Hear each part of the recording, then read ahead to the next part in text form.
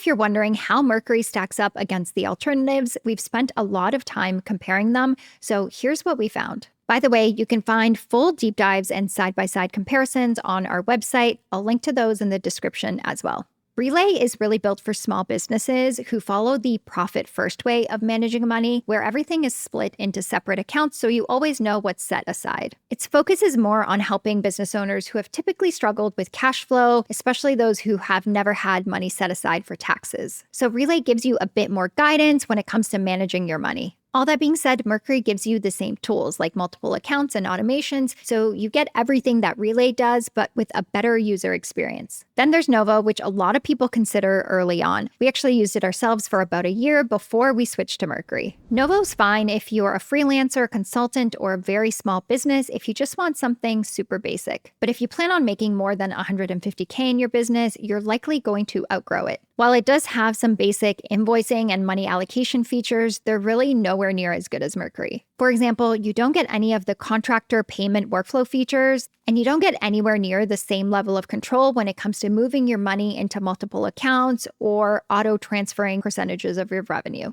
That's why it made more sense for us to move to Mercury, and we're really glad we did because soon after, our business started scaling, and we needed a lot more features that Mercury has. Switching banks is a headache, so don't do what we did and just use Mercury from the start.